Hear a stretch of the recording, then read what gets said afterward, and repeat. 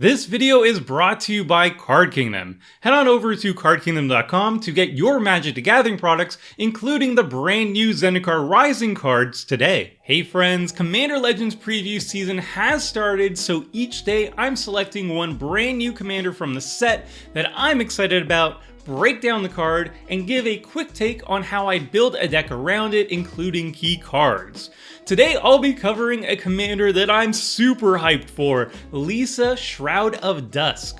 Before we dive into the card itself, I need you to know that the Vorthos nerd in me is so happy to see Liesa finally printed on a card. For those who aren't familiar with the lore, Liesa was one of the 4 angel sisters on Innistrad, the others being Sigarda, Bruna, and Gisela. Each sister led their own flight of angels that carried out specific tasks protecting the humans of the plane.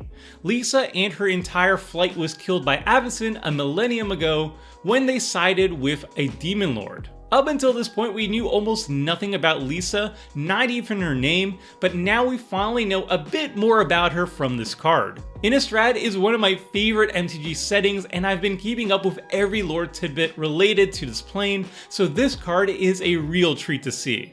So yeah, Vorthos players rejoice. There's dozens of us. With the lore talk out of the way, let's talk about the card itself. Liesa, Shroud of Dusk is a 5/5 legendary angel that costs 2 white black and has flying and lifelink. She also has 2 unique and powerful abilities. The first is, rather than pay 2 life for each previous time you've cast Liesa from the command zone this game, pay 2 life that many times instead. So basically, instead of paying the commander tax with mana, you pay it with life, which is a huge upgrade since mana is a significant bottleneck to casting all the spells you want to cast each turn, and paying life is not just way easier to do in this deck, but can actually be an advantage, as I'll cover later on. The closest comparison I could find to this ability is Netherborn Altar, which also lets you avoid paying the mana cost of the commander tax by paying life instead, but it's definitely not as good unless you have ways to remove the soul counters off it. The second unique ability is whenever a player casts a spell, they lose 2 life.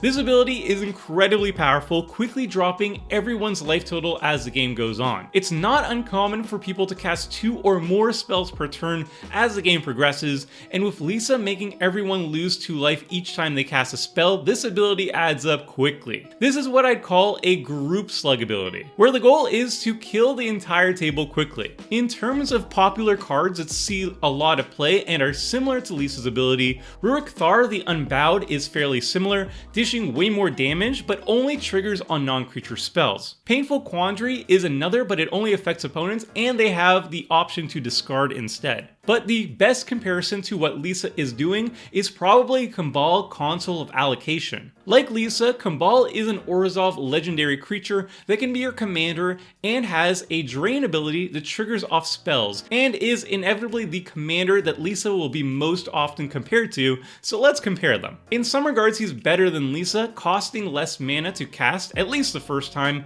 only affecting opponents, and also gaining you life. However, he's also worse in some ways, requiring you to pay the command tax with mana, so he costs as much as Liesa the second time you cast him, and more any subsequent times. Plus, his ability only triggers on non-creature spells, so he's far less effective against creature-heavy decks. I like both Kambal and Liesa as commanders, and I don't think either one is better than the other.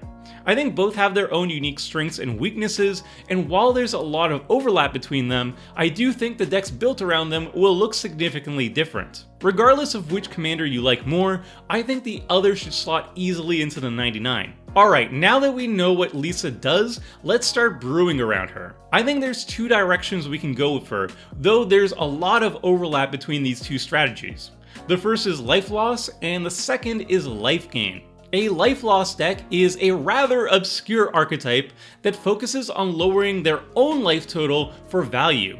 The deck spends its life total to fuel powerful spells like Necropotence and Snuff Out, then leverages their low life total for win conditions like Repay in Kind or Near Death Experience. The face of the archetype is usually Selenia Dark Angel, which I've written a primer for a while back, link in the video description below. While Liesa can lead a life loss deck, I think she doesn't beat out Selenia Dark Angel's sheer efficiency at lowering your own life total on demand, since you can activate Selenia's ability infinite times in response to itself while it's on the stack. Nonetheless, I think there's a lot of sweet cards used in a life loss deck that you can also put into good use in Liesa as well, such as Villis Broker of Blood, which turns your life loss into sweet, delicious card draw and is definitely a highlight in the 99. Where I think Liesa will shine brightest is at the head of a Lifegain Punisher deck. The idea is to gain a bunch of life off cards like Cryptghast, Grey Merchant of Asphodel, and Soul Warden. We use that life gain to fuel payoff cards like drawing cards with Well of Lost Dreams,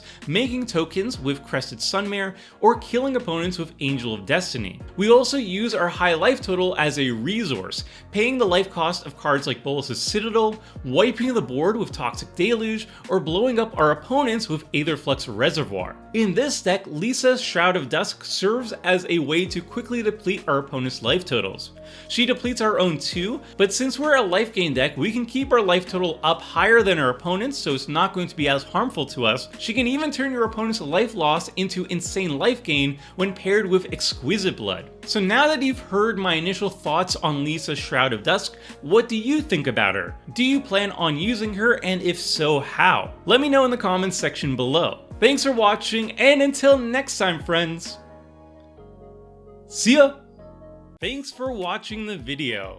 If you liked it, help us out by clicking the like button down below. And to keep up with the latest and greatest, make sure to click the subscribe button. And if you want to watch similar videos, click on the links appearing on screen right now.